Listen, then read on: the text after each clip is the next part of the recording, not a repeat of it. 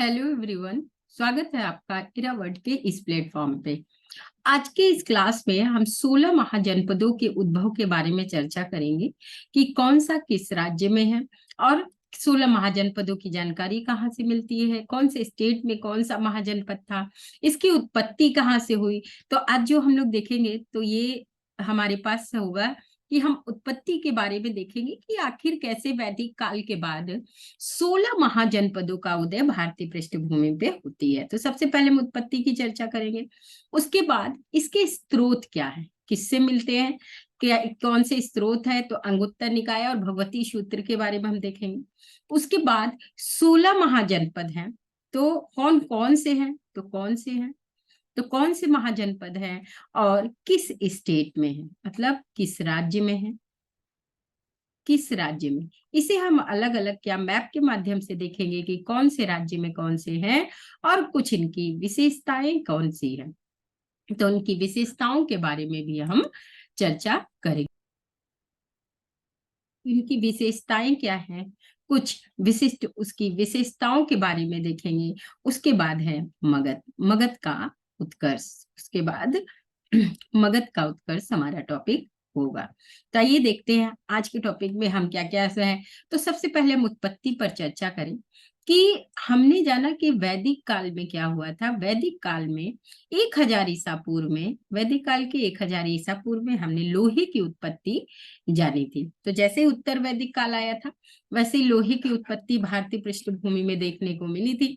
लेकिन ये जो लोहे की उत्पत्ति थी, इस लोहे का जो प्रयोग किया जाता था, इन लोहे का प्रयोग हमेशा अब तक जो है हथियारों के रूप में किया जाता रहा। किसके, तो हथियारे के रूप में हम इसका प्रयोग देखते हैं। और लेकिन महाजनपद काल आते आते इसका प्रयोग कहाँ, कृषि क्षेत्र में होने लगा। तो हम देखें कि 1000 ईसा पूर्व में क्या हुआ था, भारतीय इतिहास में हम लोहे की खोज को देखते हैं। किसके, लोहे की खोज हुई। लोहे की खोज प्रारंभ में क्या हुआ, हथियार और युद्ध में इसका अधिक प्रयोग हुआ था। हथियार और युद्ध में, हथियार और युद्ध के लिए इसका प्रयोग हो रहा था। और उसके बाद समय बीतते 6ठी शताब्दी आते आते लोहे का प्रयोग कृषि क्षेत्र में होने लगा। क्या हुआ, लोहे का कृषि क्षेत्र में प्रयोग हुआ। जैसे ही कृषि क्षेत्र में लोहे का प्रयोग हुआ तो गहरी जुताई होने लगी। क्या हुआ, गहरी जुताई की व्यवस्था हो गई।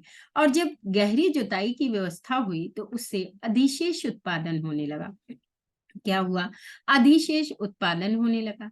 इस अधिशेष उत्पादन को एक स्थान से दूसरे स्थान तक ले जाने के लिए व्यापारिक व्यवस्था या कहिए व्यापारिक वर्ग का उद्भव हुआ। व्यापारिक वर्ग का उद्भव हुआ। इस व्यापारिक वर्ग ने क्या हुआ, इस व्यापारिक वर्ग ने सुरक्षा की मांग की, सुरक्षा और व्यवस्था की मांग की, सुरक्षा और व्यवस्था की मांग की। और इस सुरक्षा और व्यवस्था को देने के लिए शासक वर्ग सामने आता है, शासक वर्ग, जिसने प्रशासनिक व्यवस्था को संचालित किया। प्रशासनिक व्यवस्था को संचालित किया तो यही जो शासक वर्ग आया उसने महाजनपदों का रूप धारण कर लिया। इस तरीके से आपने देखा कि अधिशेष उत्पादन ने कैसे एक महाजनपद का रूप लिया। अच्छा, ये महाजनपद यूं ही नहीं आए थे। वैदिक काल में, ऋग्वैदिक काल में जो जन था वो पहले जनपद बना और आर्थिक समृद्धि के साथ जनपद बना, और उसके बाद आर्थिक समृद्धि के कारण यह महाजनपद का रूप ले लिया। महाजनपद मतलब आवश्यकता आविष्कार की जननी है। तो जैसे जैसे समय बीतता गया, आवश्यकताएं बदलती गई, तो परिणाम स्वरूप क्या हुआ, परिणाम स्वरूप आपने देखा कि जनपद क्या हुआ, महाजनपदों में बदलने लगे। अच्छा, महाजनपदों में बदलने लगे तो फिर जब ये महाजनपद का रूप धारण किए तो ऐसे में 16 महाजनपदों का उदय देखा गया। इसकी सूचना कहाँ से मिलती है, तो बौद्ध ग्रंथ अंगुत्तर निकाय, बौद्ध ग्रंथ है अंगुत्तर निकाय, अंगुत्तर निकाय, और बौद्ध धर्म अंगुत्तर निकाय, और जैन ग्रंथ भगवती सूत्र। भगवती सूत्र में क्या हुआ, भगवती सूत्र में इन 16 महाजनपदों की जानकारी देखने को मिलती है। क्या देखा आपने कि 16 महाजनपदों की जानकारी इनमें देखने को मिली। महाजनपद, ओके। जब इन जनपदों की जानकारी मिली तो इसे याद करना एक बहुत बड़ी चुनौती है कि कौन से राज्य में कौन सा महाजनपद है। लेकिन इसको सुविधा की दृष्टि से से करते हुए हम क्या करेंगे कि इनको देखने के लिए हम प्रत्येक राज्य में देख लेते हैं कि कौन सा, जैसे प्रश्न भी ऐसे ही आने की परंपरा है कि वैदिक ऐसे ही प्रश्न आते हैं कि उत्तर प्रदेश में कितने स्टेट हैं, और उसके बाद उत्तर प्रदेश की स्थिति में इनके क्या स्थिति है, बिहार में कितने स्टेट है, इन सब की चर्चा हम करेंगे। जो 16 महाजनपद थे उसमें सबसे पहले हम जानेंगे कि बिहार में कितने थे। तो बिहार में 3 थे। आइए देखते हैं कि किस प्रकार से बिहार में 3 है, और सबसे ज्यादा आपको उत्तर प्रदेश में 8 महाजनपद देखने को मिलेंगे। तो हम मैप में इसे लोकेट कर लेते हैं, जिससे आपको याद करना थोड़ा असहज हो जाएगा। और उसे आप भी क्या करिए, मैप में लोकेट कर लीजिए, जिससे ये सारे स्थलों को याद करना आपके लिए सहज होगा। बिहार में कितने स्थल हुए? तो बिहार में 3 स्थल हैं जो जहां पर महाजनपद पाए गए। तो कौन कौन से हैं? तो बिहार में देखेंगे हम, तो सबसे पहला जो जनपद है वो मगध जनपद है। तो वह कौन सा बिहार में सबसे पहला आप जनपद देखेंगे महाजनपद, वह मगध है। मगध है जो बिहार में पड़ता है। उसके बाद आप जो सेकंड नंबर है मगध हुआ, और मगध के बाद जो स्थल होगा वह चंपा। मगध के बाद आपको चंपा देखने को मिलेगा स्थल के रूप में। एक मिनट।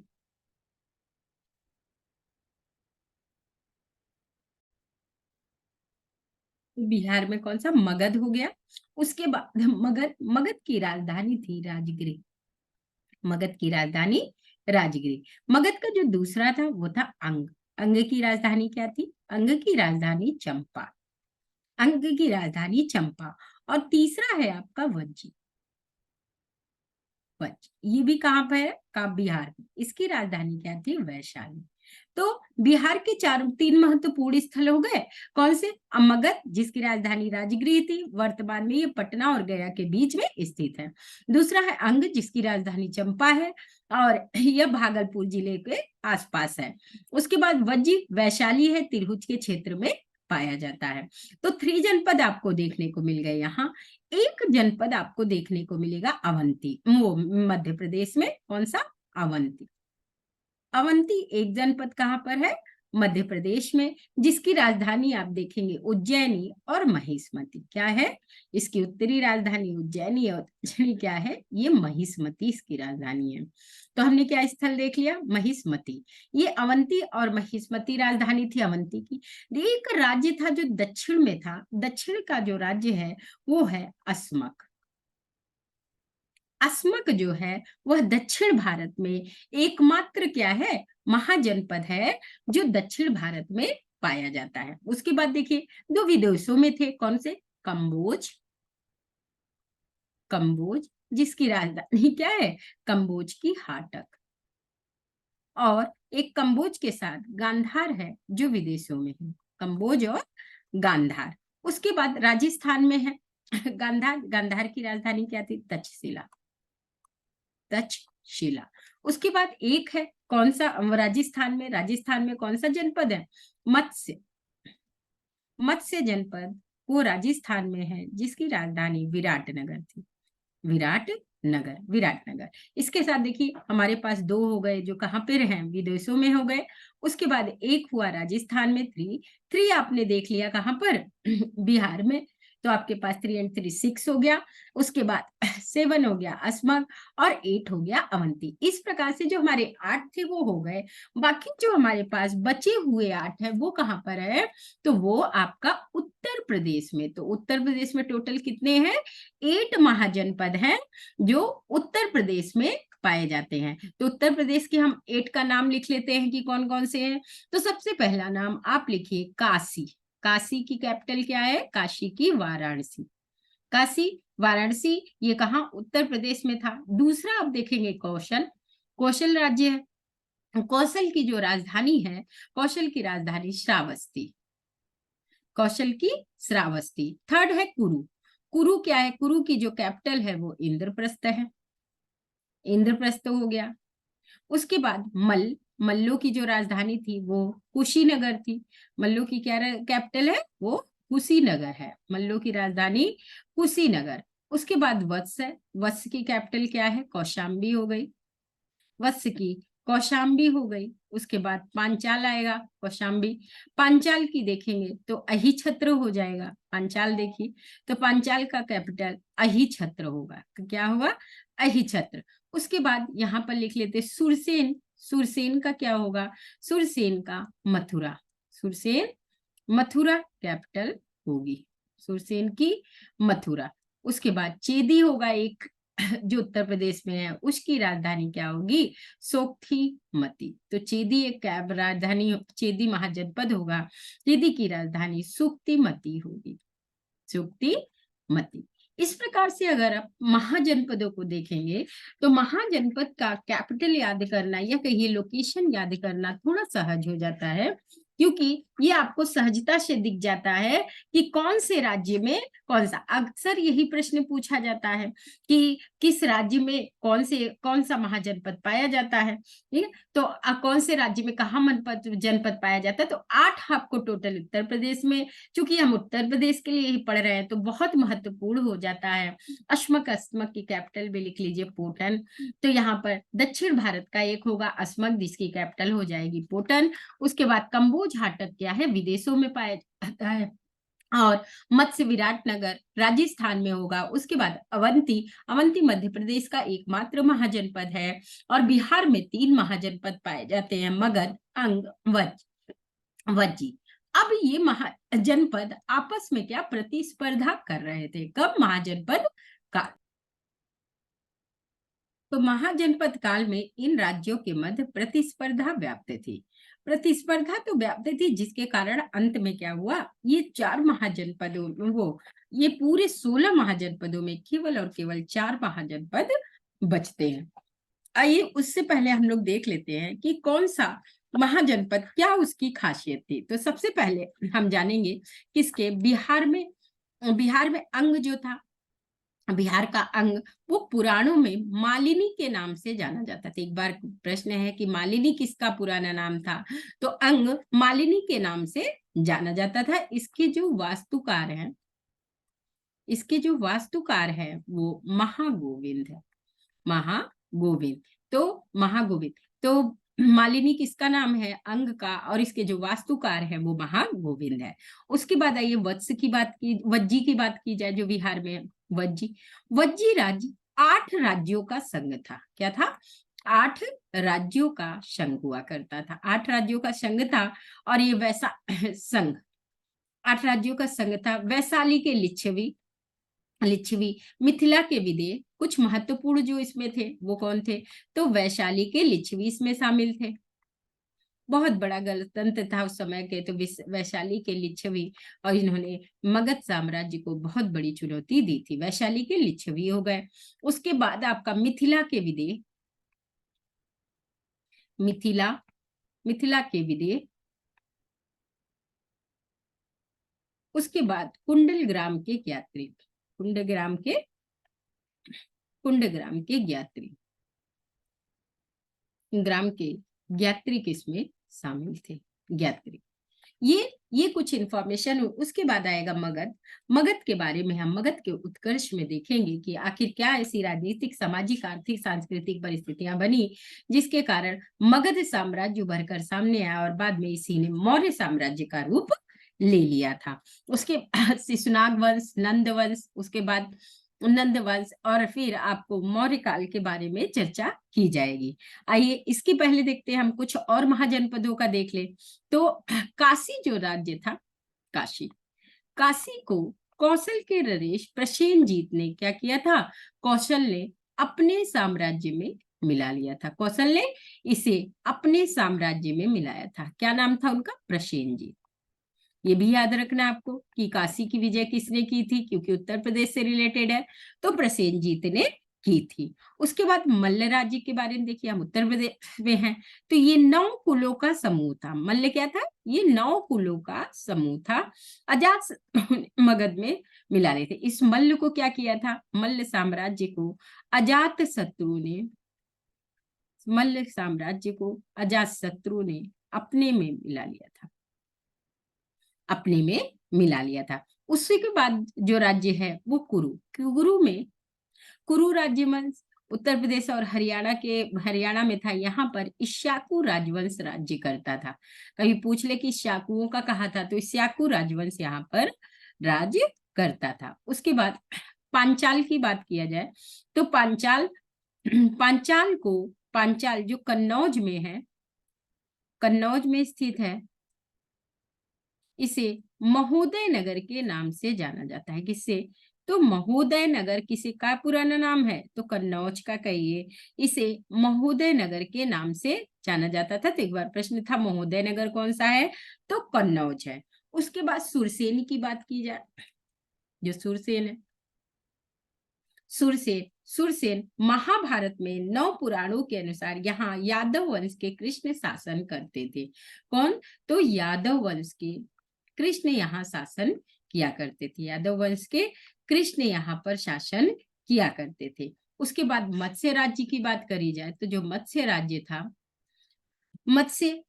मत्स्य चेदी पर संयुक्त शासन करते थे। कहते हैं कि मत्स्य जो राजवंश था, यहाँ पर सहाज जो राजा थे मत्स्य राज्य पर,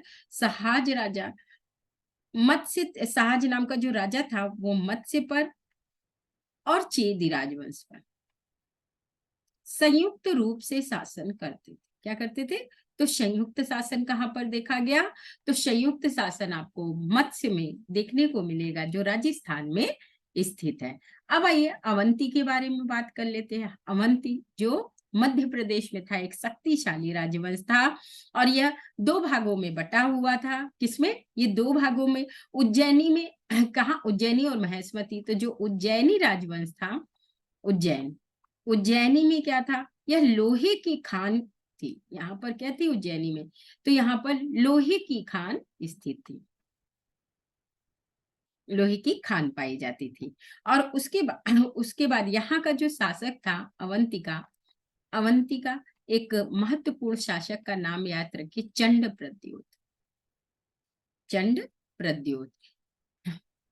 प्रद्योत थे। और जब चंड प्रद्योत पीलिया से ग्रसित हो गए थे, कहते हैं पांडु रोग, यही चंड प्रद्योत जब पांडु रोग से ग्रसित हो गए थे, पांडु रोग यानी कि पीलिया, पांडु रोग यानी कि पीलिया से जब ग्रसित हुए थे, पीलिया से ग्रसित थे, तो बिंबिसार ने तब इन्हीं की इलाज के लिए बिंबिसार के द्वारा क्या किया गया था, राजवैद्य जीवक को भेजा गया था। राजवैद्य जीवक को भेजा गया था, जीवक। तो बार बार ये भी प्रश्न पूछते हैं कि जीवक को किसके दरबार में भेजा गया था, तो जीवक जो था वह चंड प्रद्योत के दरबार में भेजा गया था। किसके द्वारा? बिंबिसार के द्वारा। अब बात कर लेते हैं अश्मक की। अश्मक जो दक्षिण भारत का एकमात्र था, यह गोदावरी नदी के तट पर स्थित था। कहां पर? तो यह गोदावरी के तट पर स्थित था, गोदावरी के तट पर इसकी स्थिति थी। उसके बाद अश्मक को विलय किसने किया था, तो अवंती जो साम्राज्य था, अवंती ने अश्मक का विलय कर लिया था। अवंती ने किसका विलय किया, तो अवंती ने अश्मक राज्य का विलय कर लिया था और अंत में अवंती का विलय मगध साम्राज्य में हो जाता है। उसके बाद अभी एक हमारे 2 विदेशों वाले बचे हैं, उनकी भी बात हम लोग कर ले। तो विदेशों में कौन से है? गांधार की बात की जाए तो गांधार की जो राजधानी थी वो तक्षशिला थी। तक्षशिला क्या प्राचीन काल में शिक्षा का महत्वपूर्ण केंद्र था और इसकी जो खोज थी किसकी, तक्षशिला की, इसकी खोज किसने की थी, तो कनिंघम के द्वारा। तक्षशिला की जो खोज थी उसे कनिंघम ने खोजा था।